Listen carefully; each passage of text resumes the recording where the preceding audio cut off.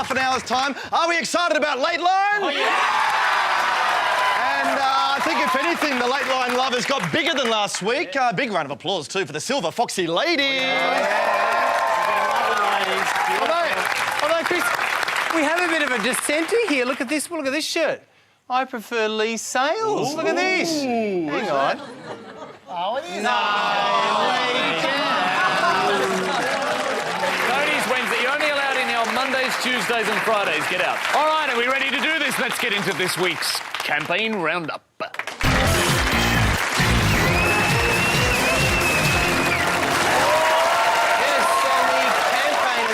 Stepped up a notch this week. We've had leaks and reinventions flying thick and fast. And look, the media's having a hell of a time trying to keep up with it all, and at least one poor journo's been totally run off his feet. It's very look, hard. all the action started last Friday with Kevin Rudd sadly going under the knife for the second time in as many months. Look, and I thought Gillard hit the right sympathetic tone about Rudd's operation, but she possibly gave herself away when she insisted that Dr. Patel carry out the surgery. Now, is that appropriate? Borderline. Gallbladder removal is actually quite a delicate procedure. See, this is the gallbladder here, and that's where the bile gets stored. And all that bile gets taken out and transferred to Laurie Oakes. It's true. Yeah. It's a very hard procedure. It is, yeah. It's not easy finding a way into it. But look, from then on, it's just been one embarrassing leak after another from the ALP. And I noticed the leak actually caused Liberal power broker Michael Kroger to leap to all sorts of crazy conclusions on Late Line last Friday. If you can't stop the leaks, you won't stop the boats. If you can't stop the leaks, you won't stop the boats. Now, I'm no marine engineer, but I'm pretty sure that leaks are the one thing that will stop the boats. Now, I know I know for certain where these leaks are coming from, but if we just take a look at the current state of the chamber, it seems if those leaks do continue, then the ALP could be totally wiped out. Decimated. Totally wiped out. Which is why, of course, we've seen this week the big reinvention, the all-new real Julia Gillard. Real And Julia. She had to do this to cut through because she's been so overshadowed in the news by Kevin Rudd all week. Yeah, although, to be fair, not as much as she was overshadowed by Peter Garrett. Look at that. Yes. I've got to say, if you are hiding behind Peter Garrett in a campaign, you've got real problems. You're in trouble. And it seems the new real Julia wants to move forward from the moving forward slogan. So now it's all about backtracking on Rudd's plans for a big Australia. A sustainable Australia, not a big Australia. A sustainable Australia, not a big Australia. Not a big Australia, but a sustainable Australia. It's hard to pick the subtext, but I think sustainable is the new buzzword. Sustainable is good, big is bad. It's out. Oh, she's anti-big. Hates anything that's big, and not just population, mind you. Even here at the ABC, she's insisting that play school's Big Ted now be sustainable Ted. Yeah, I got to say that the tourists heading to the big pineapple in Queensland have been a little bit underwhelmed to find the new sustainable pineapple up there. Oh, look. It's just not the same. It doesn't look sustainable, no. It's happening in television as well, actually. I was watching Sex and the City last night. It was one of my favourite shows. Look at this. They've changed characters. Mr. Sustainable now. The coalition, meanwhile, is still sticking with their slogan, stand up for real action. Now, not all the Libs, though, are practising what they preach. I mean, take the Lib MP Jason Wood. Now, as far as I can tell, this guy's not standing up at all. Where is he? Policy-wise this week, Gillard launched her disabilities policy, and at the launch she had one of those sign language experts, beside her signing the speech. Yeah, look, I think some people thought it was a little bit token, maybe. I thought it was a nice touch. And they have done this before, remember. They had a sign language person at Gillard's climate change speech about the Citizens' Assembly. Yeah, that's right. And I'm pretty sure, actually, when she did the Cash for Clunkers policy, there was someone there as well. Yeah. Look, I must admit, I'm a big fan of the Cash for Clunkers policy. It's good policy. $2,000 a pop for taking your old bombs off the road, and it's a great idea. And there's one person, I reckon, who's got more clunkers on their hands right now than anyone else. Julia, big fan of the Cash for Clunkers, but let's face it, no one's got more clunkers than you do. So how about we take some off your hands, $2,000 for the Citizens' Assembly policy? Now, I don't want to take your hard-earned money, so you better keep that. Nah, come on, it's a massive bomb. I know that, working for a public broadcaster, you need every dollar you can get. So you better keep that. Where's the give the environment though? Oh, look, can I have your autograph? Don't you want her autograph? I want yours. How's that He could give you that and you could spend it on something you... No. You don't have any clunkers. She's the one with the clunkers. How about East Timor? You got more clunkers there. How about Peter Garrett? Well, we'll give you $2,000 for Peter. Yeah, it was great. Hey, Chazzy, can I get your autograph? Hey, join the queue, right? Look, what I was trying to say is that... Hey, I got it. Fine. Now, I filmed that on a Sunday, right? But the thing was, that was the old Julia. Then what happened on Monday was the real Julia. So I thought I should pay her another visit. Hey, Julia. Congratulations on getting rid of the old Julia. She's the biggest clunker of all. Now you've really earned your $2,000. Oh, now. Come on. I didn't want to take your money, so I don't think That was your line yesterday. That was the old Julia. The new real Julia would take the money. Well, we need to do something we didn't do yesterday. We'll have to do the, the campaign hug. What about that? Campaign hug. That's there really... we go. No, you keep your money. Can you at least drop the old Julia at the tip?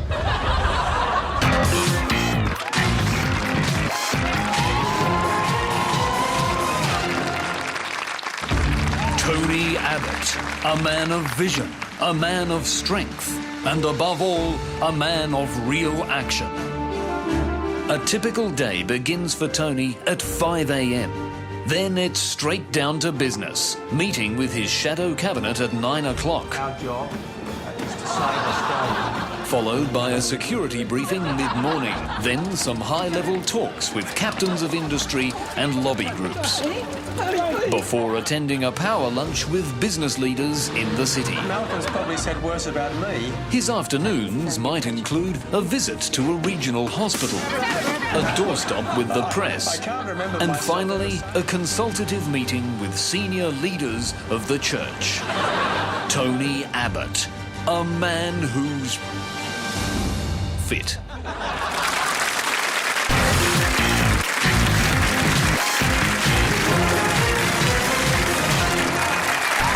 A massive problem for the government so far has definitely been the issue of asylum seekers. Oh, yeah, asylum seekers. Asylum seekers has been a huge issue, or as Julie Gillard likes to call it, Irregular people movement. Irregular people movement. Irregular people movement. Irregular people movement. irregular people movement. Although, to be fair, irregular people movement is something the Labor Party should know a lot about. Yes, some fairly irregular people movement from one of their members there. But look, let's look at the numbers on immigration. About 5,000 boat people came to Australia in the last 12 months. If you think that's alarming, there's more than 300,000 womb people coming to Australia. And look, I mean, some folks are getting very angry about this baby invasion, although they have actually sent the Navy in now to deal with it, so it should be OK. Meanwhile, Tony Abbott, he's really putting the blowtorch to the Labor Party when it comes to immigration. And in fact, he's come up with an extremely convincing case for why we should get rid of immigrants altogether. As I said, I am an immigrant myself. Hard to argue with that. That's convinced me. So what's Julia Gillard doing about immigration? Well, first of all, she said she wasn't PC, which I guess makes her Mac. No wonder wankers like her so much. Yes. Next, of course, she made a huge swag of very meaningful changes. Well, specifically, she changed the Minister for Population's title to Revolution, but she's foreshadowed even bigger changes to come. And finally, Gillard announced the East Timor solution. Now, this is a solution that will work beautifully for everyone, except East Timor. Yeah, but that's OK, because the politicians, they don't care what the East Timorese think, because East Timorese people don't call talkback radio. In fact, look, even when we arranged for an East Timorese friend of ours to try phoning up talkback host Bob Francis, it didn't work out so well. Matati, are you calling from East Timor?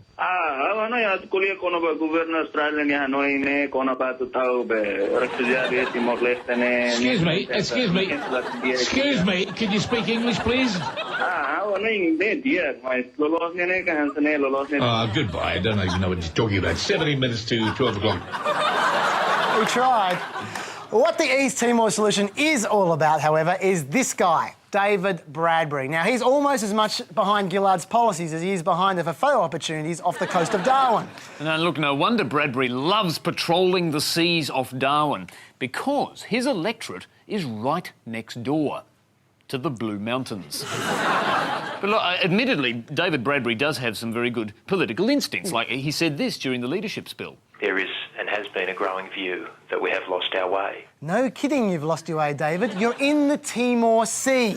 Your electorate is 4,000 kilometres away. Anyway, David Bradbury seems very concerned about boat people in his landlocked electorate of Lindsay. So, we deployed Commodore Craig Rewcastle to help protect Lindsay's borders.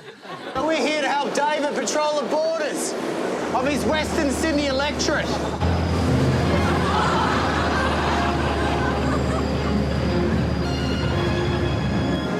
David! I've got the Navy! You don't have to go up to Darwin anymore. I've got the Navy here. We'll keep them away here. Dave! I'll see you down there. I don't want anyone losing their job in this electorate. Most importantly, you. G'day, mate. Just from the Navy. We brought the boats in just to keep refugees away, OK? You all right with that? Yeah, bloody oath. There's a bit of a problem with boat pooling, isn't it? Oh, really? Well, your local member keeps saying there is. No problem. There's no problem with it? No, we've got a good area. And, mate, how do you feel about the Navy being here in your electorate to keep the boat people away? Mate, I reckon it's great. You know, Australia, shut the gates. Shut the gates? Yeah. The electorate of Lindsay can be accessed by several stretches of water, but the locals are vigilant and keep the boat people away by constantly smacking golf balls into the water. Keep hitting people! Could be any second! Still, the refugees keep landing in the seat of Lindsay, and most of them come ashore here at Panther's World of Entertainment. Here's one now. Stop! Stop! Sorry. Just a local bloke. It's all right. He can come in. Come on, mate. He's white. He's not a refugee. Fine. False alarm! Is he dealing with all of your unfounded fears? Yes. Yeah, he is. It's just white people here, isn't it? Pretty much. Do you think the Liberal Party will deal better with your unfounded fears? I don't know. Not sure? I just know that I don't want any more boat people here. The problem with the electorate of Lindsay is there's just so much water for the boat people to get in on. Here comes one now.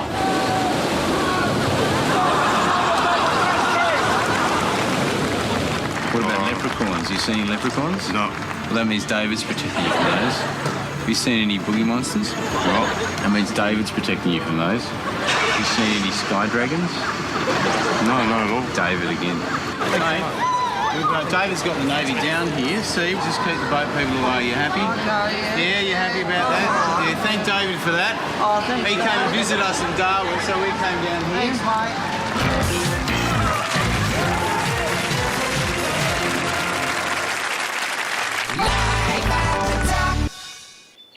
Pai tahu ni mau ni ngama, dah pun dia. Oni wala kala kaya merong ni refugees lega marikirale, abulo wala kaya merong ni jama puyan kabelen.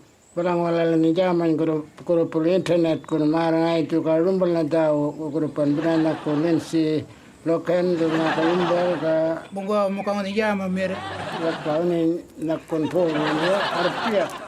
Angunin kabili nama ngai menjiro ngelirik tu aja warna. Ini beli kata rakan namir. Ngaran muka ni bango nango kangako ngara. Kalau penyual ngani ke bango laka dao lemurung kalangan jayul ngopunja. Ya kawal ke biar mak mango kawakal ko yuwal ko ni dao. Good evening, ladies and gentlemen. I think it's time for a little musical diversion. And can I say I've been awfully taken with your Prime Minister, but there is a small part of me, the tiny pedant within, that really does wish she would learn how to speak the proper Queen's English. There's a lady in the lodge who's won my fickle heart. She's ravishing and elegant, so splendid and so smart.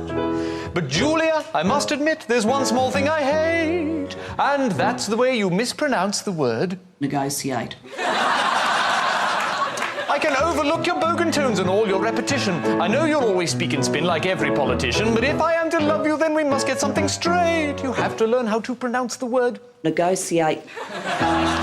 I'd have a little wager and put to you directly that any person in the street could say the word correctly. Negotiate. Negotiate. Negotiate. Negotiate. Negotiate. Negotiate. Negotiate. Negotiate.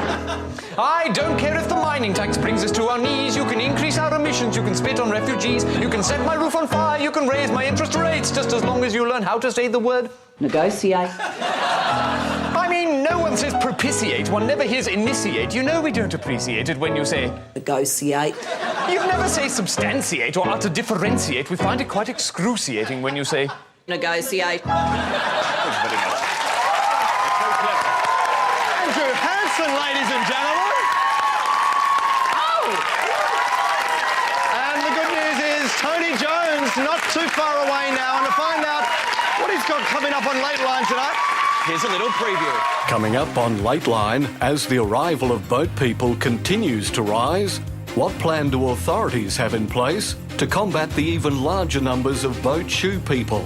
We've seen a dramatic influx of boat shoe people, especially in affluent private school areas. These people are badly dressed yuppies. They need to be kept out. But is it really as simple as giving them the boot?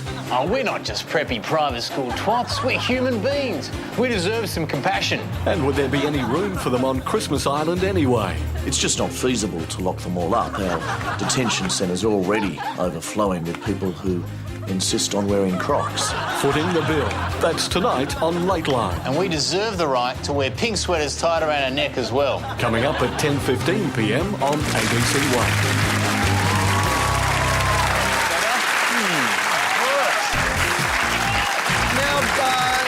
While we're still on Labor, I finally caught up with the Hawk telemovie that was on Channel 10 a couple of weeks ago. I think we got a clip of it here. Closing their businesses, losing their homes, they're going to want you running their country. Yeah, this is the promo they ran. I love this telemovie because I had absolutely no idea that Roger Rogerson was once the Prime Minister of Australia.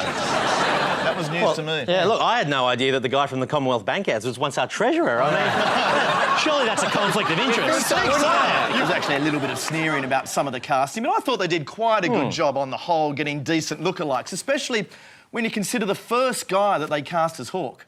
And you will stand down. What did you just say?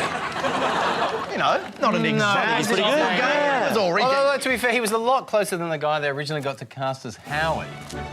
That was fooling no one. No. That was never going to fly. No. But look, for anyone who missed Hawk, I'm pleased to say that it is now out on DVD and it is well worth getting a hold on, even if you saw it on TV originally, because the DVD comes packed with loads of great extras. Yours to own on DVD, the acclaimed telemovie about Australia's most colourful Prime Minister, with hours of bonus material including all 2,000 shags. And a special commentary track by Paul Keating. Selfish prick. No, this is a bloke who knew 1/8 of nothing about proper architecture. He wouldn't recognise a Van Gogh if it was hanging off his pecker. One Prime Minister, two sides of history. Hawk, now available on DVD and Blu-ray. Oh, Jesus Christ. Give me a break, a fucking lizard rooting a fucking poodle. I mean, come on, let's call the RSPCA.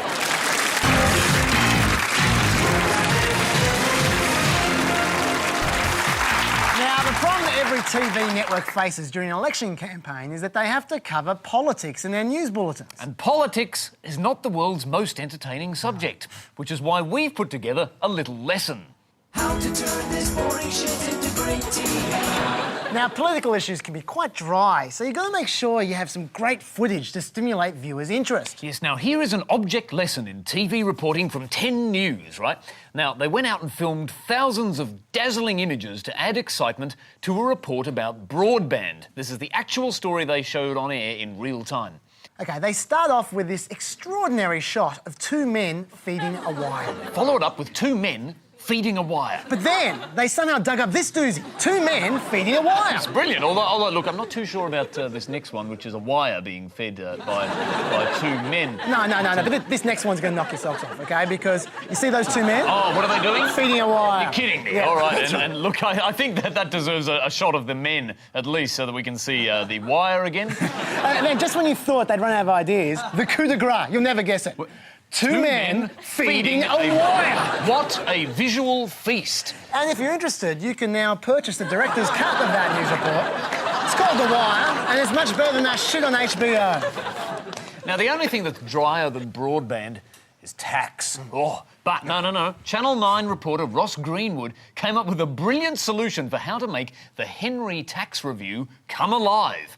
He talked to some people in Henry Street. On Henry Street, everyone's keenly aware it's their hip pockets that are affected. But Miro Gregoric is more concerned about jobs.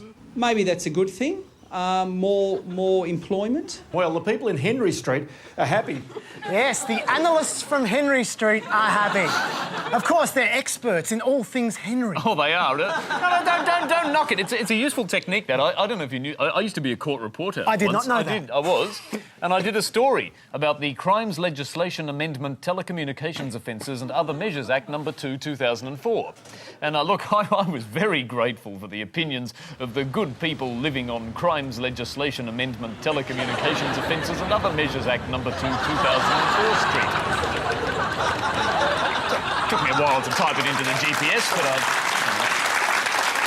But look, not every reporter has the time to go to Henry Street, Andrew. But the next best thing is to talk to an actual politician. What? Oh, hang on, but aren't politicians a bit boring? Yes, they are. They ramble on an awful lot, but that's why Channel 9 decided to make Julia Gillard's answers just a little shorter. Choice on election day is between... Some have chosen before it's even begun. You see? Tight is right. Yes, they made her get right to the point, didn't they? But look, you've got to give full credit, though, to reporter Paul Bongiorno, that Brahmin of brevity.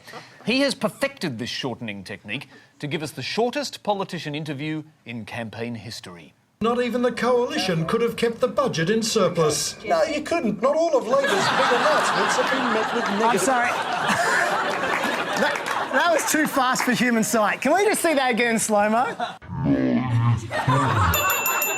That's right. 0.68 seconds of Joe hockey. Probably 0.6 of a second too long for my taste. But what is the right duration for a political interview? We asked the expert himself. Hey, Sir Bongiorno. Hey, sorry, we just want to ask your advice for a second. Yeah, sure. How long should you give people to answer questions? Time's up! Thank you. That's a very insightful interview. Yeah, that's dead on. Yeah. You really opened up for it.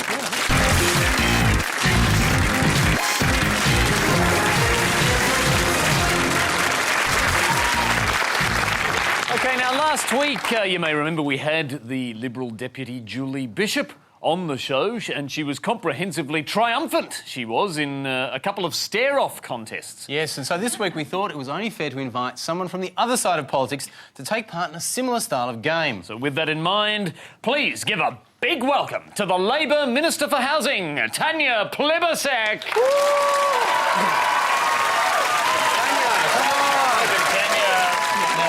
Look, we've heard you're not much of a starer, the rumour's out, and we've run out of gnomes, frankly, so we've devised a brand new game for you to play, and your opponent is the very fearsome Julian Morrow. The game is Political Guess Who?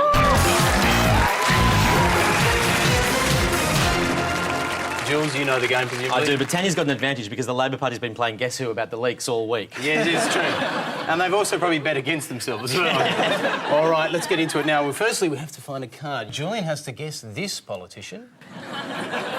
Now, Jules, the mystery person that Tanya's going to have to guess is this one.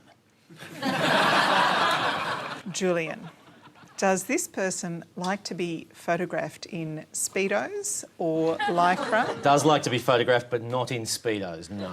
No. OK, well, that's him down. Hang on, OK. Yeah. If you include photographed in Lycra, shouldn't we get rid of Christopher Pine as well? Yeah. All right, Tanya, does the mystery person think that they'll be Prime Minister one day? No. All right, that's Bill Shorten gone there. I don't even think she'll be thinking that, so... Has your mystery person won any staring competitions recently? Only in the mirror. No. Does your mystery person look like they should be in a porno? No? OK, well, Mike Kelly definitely gone there. Right, Maybe from the 70s. Surely that eliminates a few more. Oh, yeah, no, I'm into weird sort of stuff, yeah. Now, is your mystery person economically illiterate? Can they tell their billions from their millions? Billions they can do, absolutely. No problem at all. Yeah, they are economically literate. Well, that's him down. He's got a few of them here. Yeah.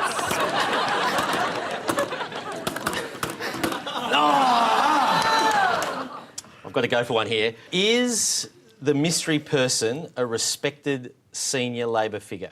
Yes. Peter Garrett's gone. Not sure. That Better can not go. have been me. Yeah. Have you been dumped by your own side for believing in climate change? Yes, I have. I am Malcolm Turnbull. Which means Tanya Plibersek is our winner, ladies and gentlemen. Of course, nobody leaves Yes We Canberra empty-handed for winning tonight's game of Guess Who. Tanya, we've got a lovely prize for you. It's Kevin Rudd's gallbladder. A little something to remember Ruddy by. Please thank Tanya Plibersek. Tanya Plibersek, ladies and gentlemen.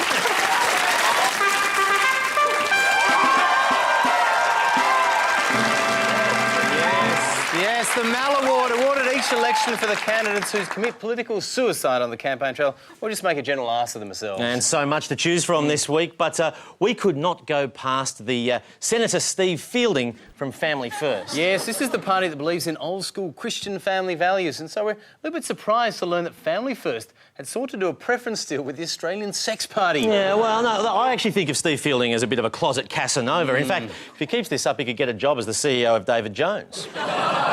Before he gets that, though, he needs to get his Mal Award. Steve Fielding, congratulations. You are the winner of this week's Mal Award. What is this great award for? In a way, it should be a Lifetime Achievement Award, but no, this one is for Family First trying to do a preference deal with the Sex Party. Fantastic Mal-worthy stuff. How did you pull it off, Steve? Fantastic. Well, look, my wife rang me in the morning and said, Steve, things aren't that bad at home, mate. Well, so, you know, I mean, a that's political not an marriage with the issue Sex for them. Party would be perfect. You've got to have sex before you can have families to put first, don't you? Look, all I can say is there's no deal, no agreement. This is my it's problem, a story though. out of nothing. I think you've had a premature capitulation. So we'd like you to start with the negotiations again. And to spice things up, we've got a little bit of a help for you.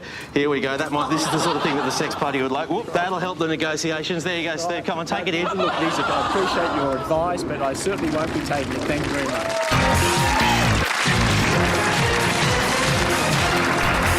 Oh, yeah, he didn't look very comfortable around that dildo, did he? A little too comfortable for mine. Well, that, of course, brings us to the main event of the night. The big moment is finally here, ladies and gentlemen. Are you ready for Lightline? Boy, does Tony have a big one for you tonight. Talk about big guest George Brandis on the show. Anthony Albanese. They don't get much bigger than that, so all that remains now is to bring on the man himself. Let's get the chant going now. Tony, Tony, Tony,